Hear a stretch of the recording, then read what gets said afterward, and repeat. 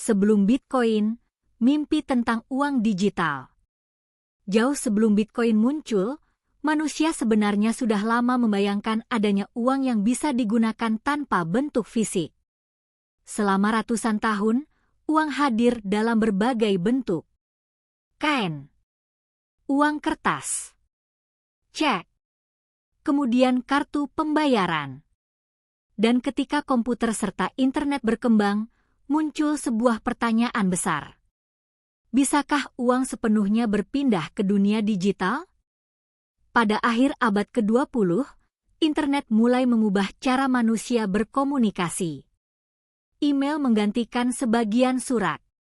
Belanja mulai dilakukan secara online. Informasi dapat dikirim ke seluruh dunia hanya dalam hitungan detik. Tetapi uang digital memiliki masalah yang berbeda. Jika sebuah file dikirim melalui internet, file tersebut bisa disalin. Foto bisa disalin. Lagu bisa disalin. Dokumen bisa disalin. Tetapi uang tidak boleh begitu. Jika seseorang mengirim uang kepada orang lain, jumlah uang di rekening pengirim harus berkurang. Artinya, sistem pembayaran digital membutuhkan cara untuk memastikan bahwa uang tidak bisa digunakan dua kali. Masalah ini dikenal sebagai double spending. Selama bertahun-tahun, berbagai ilmuwan komputer dan kriptografer mencoba mencari solusinya. Muncullah berbagai gagasan tentang uang elektronik. Salah satunya adalah DigiCash yang dikembangkan oleh David Chaum. Chaum memperkenalkan konsep uang digital yang menggunakan teknik kriptografi untuk menjaga privasi pengguna. Kemudian muncul berbagai proyek lain yang mencoba menciptakan sistem pembayaran digital tanpa bergantung sepenuhnya pada lembaga keuangan tradisional. Namun ada satu masalah besar. Bagaimana membuat sistem uang digital yang dapat dipercaya tanpa memiliki satu pihak pusat yang mengendalikan semuanya? Dalam sistem perbankan tradisional, ada lembaga yang mencatat transaksi. Bank mengetahui siapa yang mengirim uang. Bank mencatat saldo. Dan bank memastikan transaksi tidak terjadi dua kali. Tetapi jika kita ingin membuat uang digital yang benar-benar terdesentralisasi, siapa yang akan melakukan semua pekerjaan tersebut?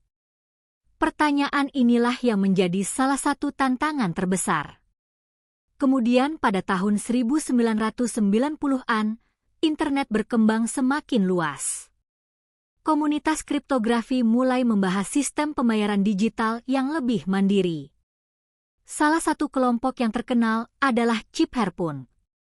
Mereka terdiri dari orang-orang yang sangat tertarik pada privasi, kriptografi, kebebasan informasi, dan teknologi digital. Mereka percaya bahwa kriptografi dapat digunakan untuk melindungi kebebasan dan privasi manusia di dunia digital. Berbagai ide muncul. Ada yang mencoba membuat uang digital. Ada yang mengembangkan sistem pembayaran anonim. Ada yang mencoba menciptakan mekanisme untuk mencegah pemalsuan. Namun belum ada sistem yang benar-benar berhasil menjadi mata uang digital terdesentralisasi dalam skala global. Masalahnya selalu kembali ke pertanyaan yang sama. Bagaimana membuat orang-orang yang tidak saling mengenal bisa sepakat mengenai siapa yang memiliki uang? Bagaimana transaksi dapat dipercaya tanpa bank? Dan bagaimana mencegah seseorang memasukkan atau menggandakan uang digital?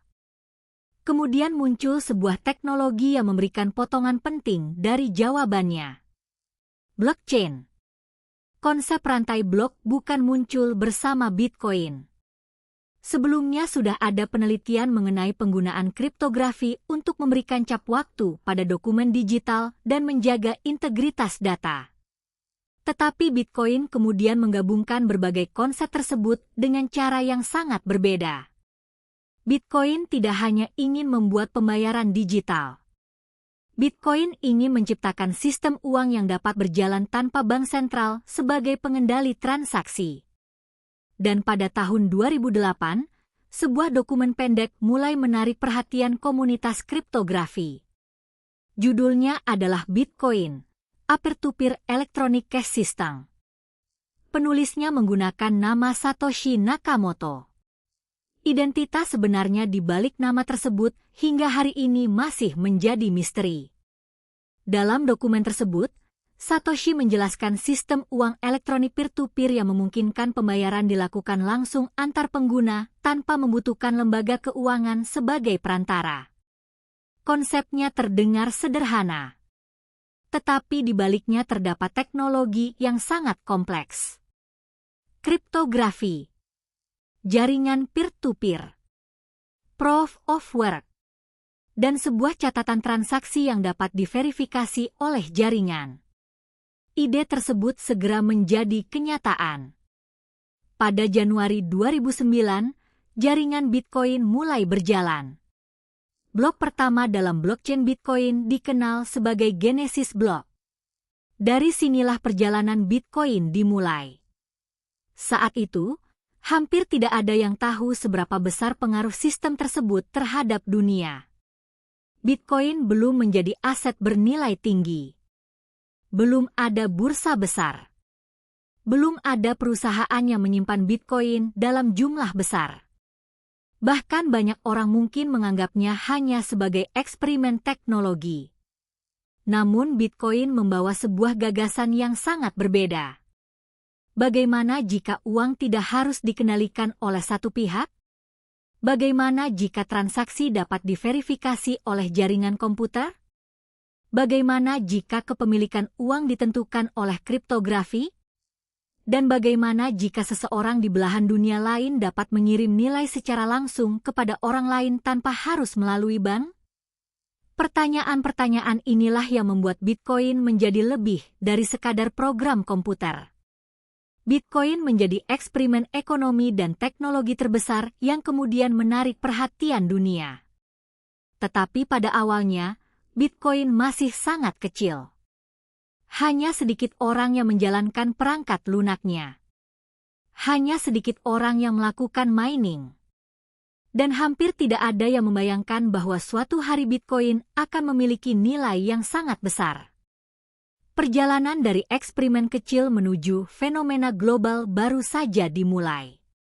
Dan pada bab berikutnya, kita akan melihat bagaimana Bitcoin pertama kali digunakan untuk transaksi nyata, bagaimana komunitasnya berkembang, dan bagaimana sebuah mata uang digital yang hampir tidak dikenal mulai mendapatkan nilai. Karena salah satu transaksi Bitcoin paling terkenal dalam sejarah ternyata bermula dari sesuatu yang sangat sederhana, membeli makanan. Dari eksperimen menjadi uang yang bisa digunakan. Setelah jaringan Bitcoin mulai berjalan pada Januari 2009, Bitcoin masih sangat kecil. Belum ada perusahaan besar yang membicarakannya. Belum ada aplikasi investasi seperti sekarang. Dan hampir tidak ada tempat yang menerima Bitcoin sebagai alat pembayaran. Bitcoin saat itu lebih banyak digunakan oleh komunitas kecil yang tertarik pada kriptografi dan teknologi. Orang-orang menjalankan software Bitcoin di komputer mereka. Sebagian ikut melakukan mining. Sebagian membantu menjalankan jaringan. Dan sebagian hanya ingin melihat apakah eksperimen Satoshi Nakamoto benar-benar bisa berjalan. Salah satu hal menarik dari Bitcoin adalah tidak adanya bank yang mengatur transaksi. Transaksi dicatat oleh jaringan komputer. Komputer-komputer tersebut memverifikasi transaksi dan membantu menjaga blockchain tetap konsisten. Untuk mendapatkan Bitcoin pada masa awal, seseorang dapat melakukan mining menggunakan komputer. Pada saat itu prosesnya masih jauh lebih sederhana dibandingkan sekarang. Komputer pribadi pun dapat digunakan. Imbalan yang diperoleh dari mining juga membuat beberapa orang tertarik untuk mencoba. Tetapi Bitcoin masih belum memiliki harga pasar yang jelas. Pertanyaannya kemudian adalah, berapa sebenarnya nilai satu Bitcoin? Pada awalnya, pertanyaan tersebut sulit dijawab. Bitcoin tidak memiliki harga resmi seperti mata uang tradisional. Nilainya mulai terbentuk ketika orang-orang bersedia menukarkan Bitcoin dengan sesuatu yang nyata. Dan salah satu momen paling terkenal terjadi pada tahun 2010. Seorang programmer bernama Laszlo Hanyecz membuat sejarah melalui sebuah transaksi yang kemudian dikenal sebagai Bitcoin Pizza Day. Ia menawarkan Bitcoin untuk mendapatkan pizza. Pada akhirnya, transaksi tersebut menghasilkan 2 pizza yang dibeli menggunakan sejumlah Bitcoin. Jika dilihat dari nilai Bitcoin pada masa sekarang, transaksi tersebut terdengar luar biasa. Tetapi pada tahun 2010, Bitcoin masih merupakan sesuatu yang sangat baru. Yang lebih penting bukan harga Bitcoin saat itu. Yang penting adalah pembuktian bahwa Bitcoin bisa digunakan untuk membeli sesuatu di dunia nyata. Sebuah mata uang digital yang sebelumnya hanya berupa angka di komputer kini dapat ditukar dengan barang. Itu merupakan langkah penting. Bitcoin mulai memiliki fungsi sebagai alat pertukaran. Dan komunitasnya mulai berkembang. Forum online menjadi tempat para pengguna berdiskusi. Mereka membicarakan teknologi, mining, keamanan, harga, dan masa depan Bitcoin. Semakin banyak orang tertarik. Kemudian mulai muncul berbagai layanan yang memungkinkan orang menukar Bitcoin dengan mata uang tradisional. Pasar Bitcoin perlahan terbentuk. Harga mulai bergerak. Dan semakin banyak orang mulai melihat Bitcoin bukan hanya sebagai eksperimen teknologi. Bitcoin mulai dianggap memiliki nilai ekonomi. Tetapi perkembangan tersebut juga membawa tantangan. Jika tidak ada bank pusat yang mengatur Bitcoin, siapa yang bertanggung jawab jika seseorang kehilangan Bitcoin? Jawabannya cukup mengejutkan. Pada dasarnya, pengguna harus menjaga sendiri akses terhadap Bitcoin mereka. Bitcoin disimpan melalui sistem kriptografi yang membutuhkan kunci tertentu. Jika seseorang kehilangan akses terhadap kunci tersebut, Bitcoin yang dimilikinya bisa menjadi sangat sulit atau bahkan mustahil untuk digunakan kembali. Inilah perbedaan besar antara Bitcoin dan sistem perbankan tradisional. Jika lupa password bank, biasanya ada prosedur untuk memulihkan akun. Dalam sistem Bitcoin, kehilangan kunci pribadi dapat menjadi masalah yang jauh lebih serius. Karena itu, keamanan menjadi bagian penting dari dunia cryptocurrency. Kemudian muncul bursa-bursa Bitcoin. Orang mulai dapat membeli dan menjual Bitcoin dengan lebih mudah. Harga Bitcoin mulai diketahui secara luas. Dan seperti pasar lainnya, harga mulai mengalami perubahan. Kadang naik sangat cepat. Kadang turun dengan tajam. Volatilitas menjadi salah satu karakteristik yang melekat pada Bitcoin. Namun semakin banyak perhatian diberikan kepada Bitcoin, semakin besar pula kontroversi yang muncul. Sebagian orang melihat Bitcoin sebagai inovasi besar. Mereka melihatnya sebagai bentuk uang yang lebih terbuka dan tidak bergantung pada satu lembaga. Sebagian lainnya mempertanyakan stabilitas dan kegunaannya. Ada yang mengkhawatirkan volatilitas. Ada yang mempertanyakan penggunaannya dalam aktivitas ilegal. Ada pula yang menganggap Bitcoin hanya sebuah tren sementara. Perdebatan tersebut justru membuat Bitcoin semakin dikenal. Media mulai memberitakannya. Komunitas teknologi mulai membahasnya. Dan semakin banyak orang ingin mengetahui apa sebenarnya Bitcoin. Kemudian konsep cryptocurrency mulai berkembang lebih jauh. Bitcoin memang menjadi yang paling terkenal, tetapi ide tentang blockchain mulai menginspirasi proyek-proyek lain.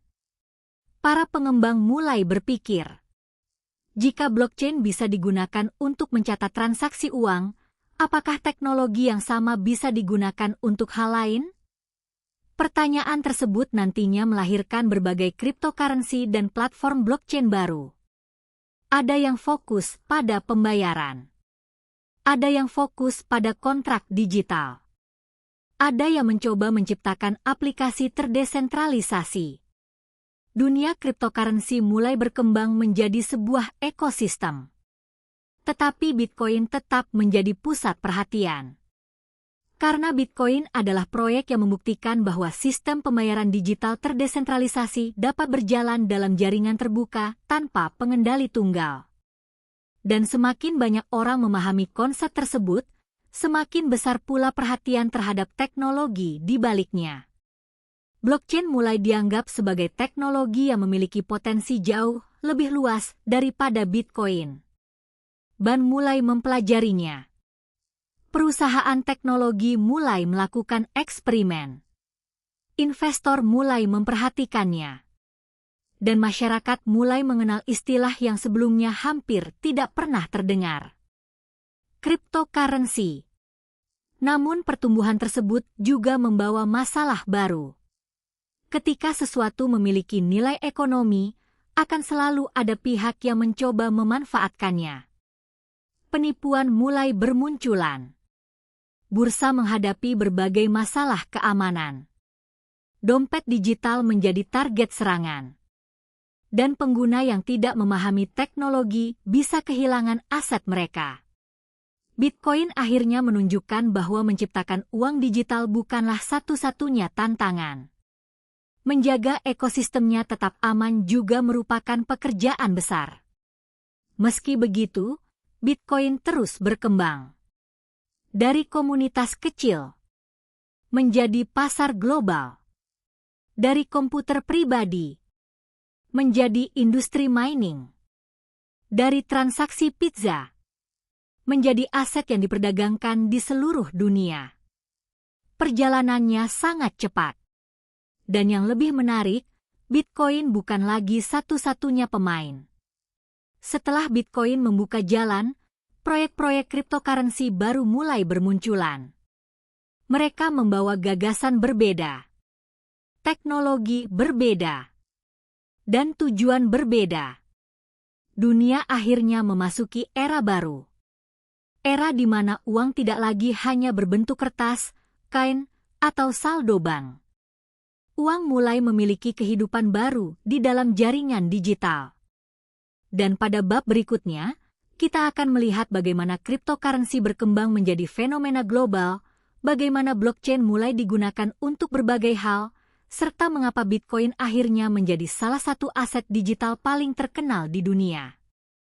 Ledakan cryptocurrency dan lahirnya dunia blockchain. Memasuki pertengahan tahun 2010-an, dunia cryptocurrency mulai berubah dengan sangat cepat. Bitcoin yang awalnya hanya dikenal oleh komunitas kecil mulai mendapatkan perhatian masyarakat luas. Orang-orang mulai membicarakannya. Media mulai memberitakannya. Dan semakin banyak orang mulai bertanya, apakah cryptocurrency benar-benar bisa menjadi bagian dari masa depan uang? Namun perubahan terbesar bukan hanya terjadi pada Bitcoin. Teknologi di balik Bitcoin, yaitu blockchain, mulai menginspirasi para pengembang untuk membuat sesuatu yang lebih luas. Jika blockchain dapat digunakan untuk mencatat transaksi Bitcoin, mengapa teknologi tersebut tidak digunakan untuk menjalankan program? Pertanyaan tersebut menjadi salah satu dasar munculnya Ethereum. Ethereum diperkenalkan oleh Vitalik Buterin dan jaringan tersebut mulai berjalan pada tahun 2015. Berbeda dengan Bitcoin yang terutama dirancang sebagai sistem uang digital, Ethereum memperkenalkan konsep blockchain yang dapat menjalankan program melalui apa yang dikenal sebagai smart contract. Ini merupakan perubahan besar. Blockchain tidak lagi hanya dipandang sebagai buku besar untuk mencatat transaksi. Ia mulai dipandang sebagai sebuah platform. Pengembang dapat membangun aplikasi di atasnya. Konsep tersebut membuka jalan bagi berbagai proyek baru. Token digital, aplikasi terdesentralisasi, keuangan terdesentralisasi, dan kemudian berbagai bentuk aset digital lainnya. Dunia cryptocurrency mulai berkembang menjadi ekosistem yang sangat besar. Namun semakin besar perhatian terhadap cryptocurrency, semakin besar pula spekulasi yang muncul. Harga Bitcoin mulai mengalami kenaikan besar. Banyak orang membeli Bitcoin karena percaya harganya akan terus meningkat. Media semakin sering membahas cryptocurrency. Orang yang sebelumnya tidak pernah tertarik dengan teknologi blockchain mulai ikut masuk ke pasar. Kemudian pada tahun 2017, terjadi salah satu periode paling terkenal dalam sejarah cryptocurrency. Harga Bitcoin mengalami kenaikan yang sangat besar. Perhatian publik meledak.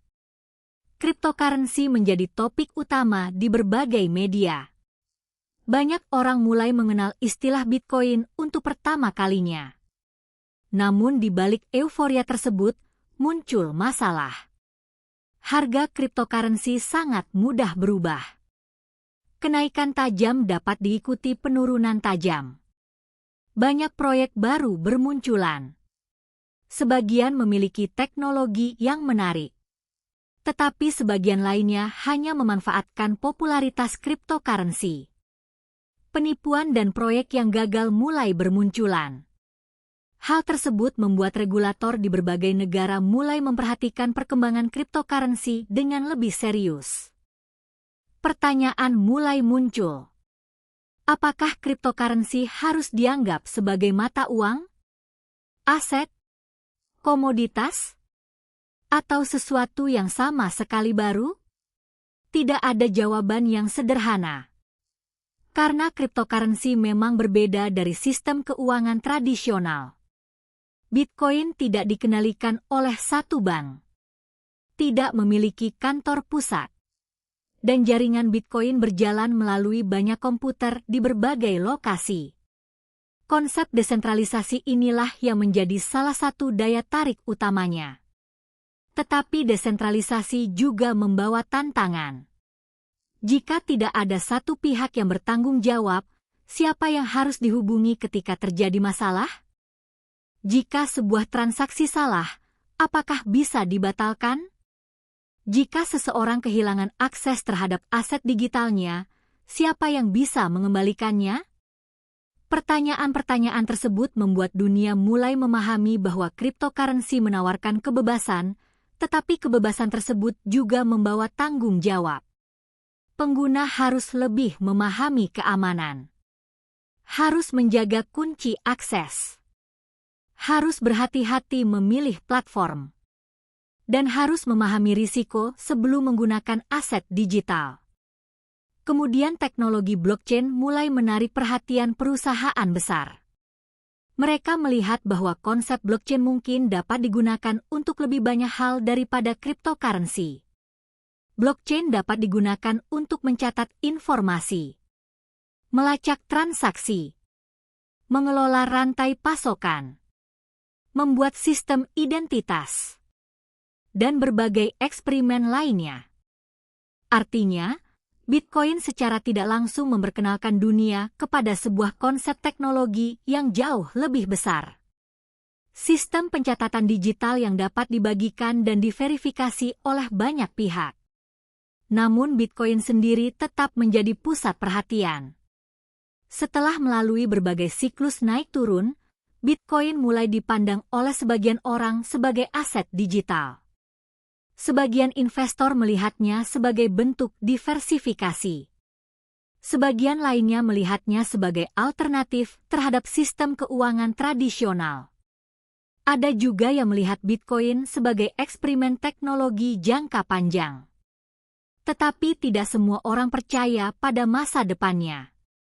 Kritik terhadap Bitcoin juga terus muncul. Konsumsi energi dalam proses mining menjadi salah satu perdebatan. Volatilitas harga menjadi masalah bagi mereka yang ingin menggunakannya sebagai alat pembayaran sehari-hari. Dan penggunaan cryptocurrency untuk aktivitas ilegal menjadi perhatian regulator. Di sisi lain, pendukung cryptocurrency berpendapat bahwa hampir semua teknologi baru mengalami masa percobaan dan perubahan sebelum menemukan bentuk yang lebih matang. Perdebatan tersebut masih berlangsung hingga sekarang. Namun ada satu hal yang sulit dibantah. Bitcoin telah mengubah cara dunia memandang uang. Sebelum Bitcoin, sebagian besar orang menganggap uang digital sebagai sesuatu yang selalu membutuhkan bank atau lembaga keuangan.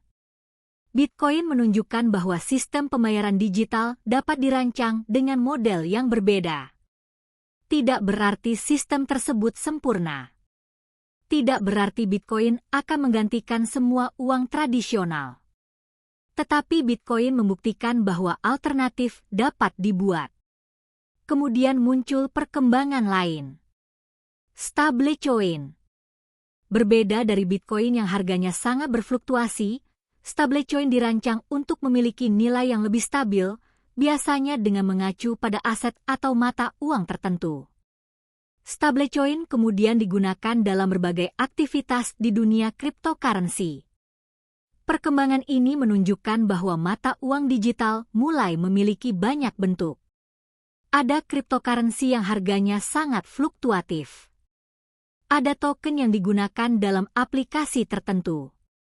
Ada stablecoin yang dirancang untuk stabil. Dan ada mata uang digital yang dikembangkan atau dipelajari oleh bank sentral. Konsep terakhir kemudian dikenal sebagai Central Bank Digital Currency atau CBDC. Berbeda dengan Bitcoin, CBDC dirancang dan dikendalikan oleh bank sentral. Artinya, dunia mulai melihat dua pendekatan yang sangat berbeda. Satu pendekatan mengandalkan sistem terdesentralisasi. Pendekatan lainnya tetap menggunakan otoritas pusat tetapi memindahkan uang ke bentuk digital. Perdebatan mengenai masa depan uang pun semakin menarik. Apakah masyarakat akan menggunakan Bitcoin? Apakah stablecoin akan semakin populer? Apakah bank sentral akan menerbitkan mata uang digital? Atau semuanya akan hidup berdampingan? Belum ada jawaban pasti. Yang jelas, perjalanan Bitcoin telah memicu perubahan besar. Sebuah eksperimen kecil yang dimulai pada tahun 2009 akhirnya berkembang menjadi industri global. Dan teknologi yang berada di baliknya telah mengubah cara orang memikirkan kepemilikan, transaksi, dan uang. Tetapi perjalanan ini belum selesai. Karena sekarang dunia memasuki tahap berikutnya. Mata uang digital mulai bertemu dengan smartphone, pembayaran digital, fintech, dan sistem keuangan modern. Pertanyaannya bukan lagi apakah uang akan menjadi digital. Karena sebagian besar uang yang kita gunakan sehari-hari memang sudah berbentuk digital. Pertanyaan sebenarnya adalah, siapa yang akan mengendalikan uang digital di masa depan? Dan bagaimana bentuknya? Jawabannya mungkin akan menentukan seperti apa sistem keuangan dunia dalam beberapa dekade mendatang. Di bab terakhir, kita akan melihat masa depan Bitcoin, cryptocurrency, dan mata uang digital, serta apakah teknologi ini benar-benar akan mengubah cara manusia menggunakan uang selamanya. Masa depan uang digital dan penutup. Perjalanan Bitcoin dimulai dari sebuah gagasan yang pada awalnya terdengar hampir mustahil. Bisakah manusia menciptakan uang digital yang dapat dikirim langsung dari satu orang ke orang lain tanpa harus melewati bank? Pada tahun 2008, Satoshi Nakamoto memperkenalkan jawabannya melalui konsep Bitcoin. Kemudian pada tahun 2009, jaringan Bitcoin mulai berjalan. Saat itu, hampir tidak ada yang mengetahui seberapa besar perubahan yang akan ditimbulkannya. Bitcoin dimulai dari komunitas kecil. Kemudian digunakan untuk transaksi sederhana. Mulai diperdagangkan. Mendapat perhatian media. Dan akhirnya berkembang menjadi salah satu aset digital paling dikenal di dunia. Namun warisan terbesar Bitcoin mungkin bukan hanya harga atau nilai pasarnya. Warisan terbesarnya adalah gagasan bahwa uang digital dapat dirancang dengan cara yang berbeda dari sistem keuangan tradisional. Bitcoin memperkenalkan dunia kepada konsep desentralisasi dalam skala yang sebelumnya sulit dibayangkan. Tidak ada satu perusahaan yang memiliki jaringan Bitcoin. Tidak ada satu server pusat yang menyimpan seluruh catatan transaksi. Jaringan terdiri dari banyak komputer yang bekerja bersama.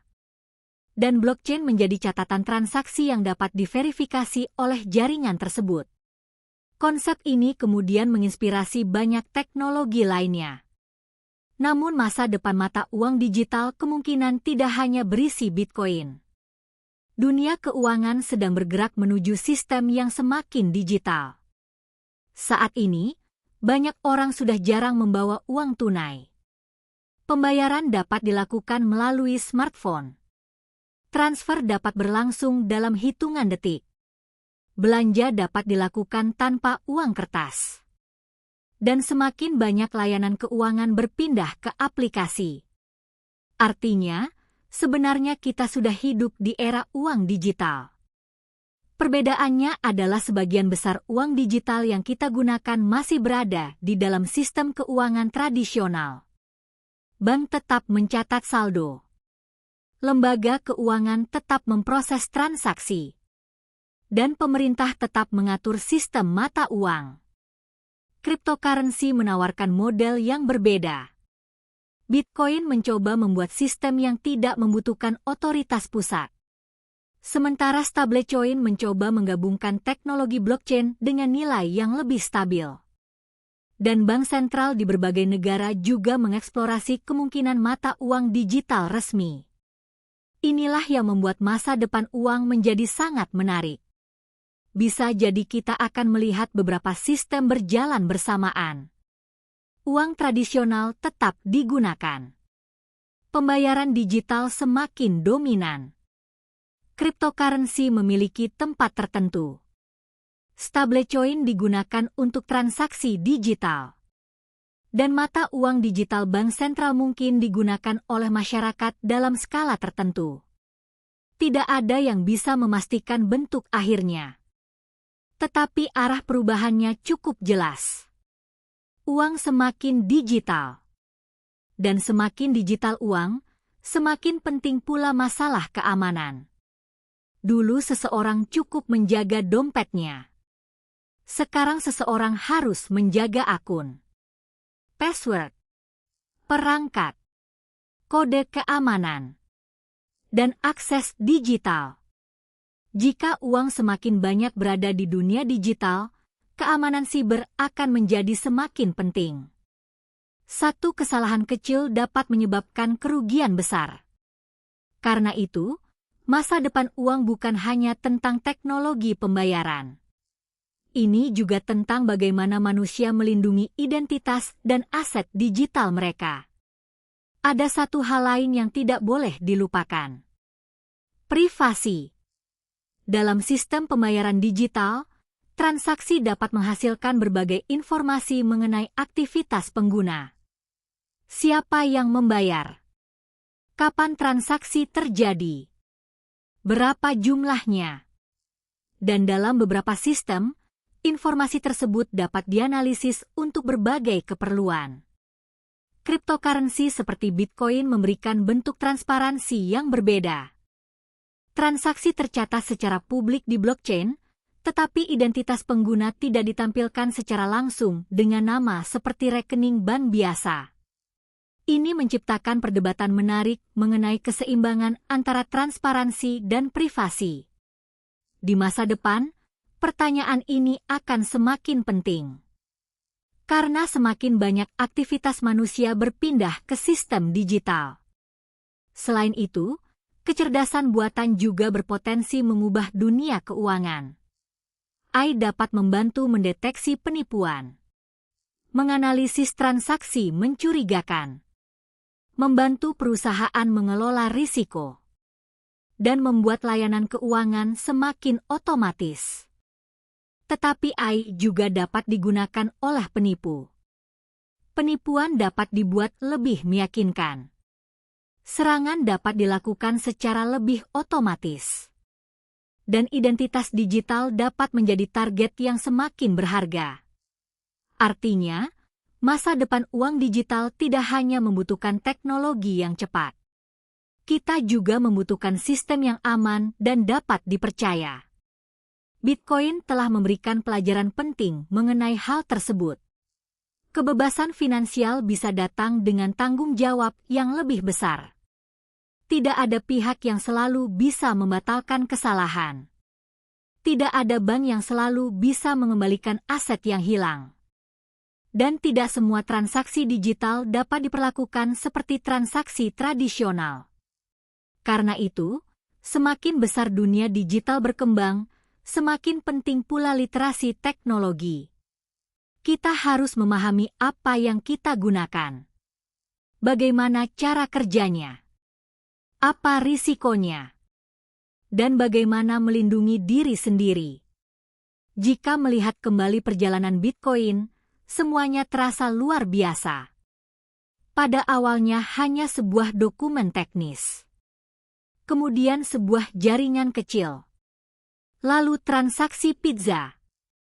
Kemudian pasar kecil. Setelah itu cryptocurrency berkembang menjadi industri global.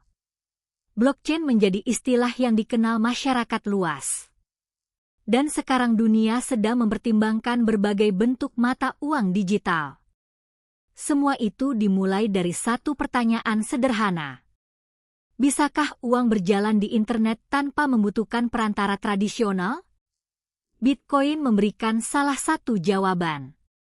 Tetapi mungkin pertanyaan yang lebih besar sekarang adalah, seperti apa uang di masa depan?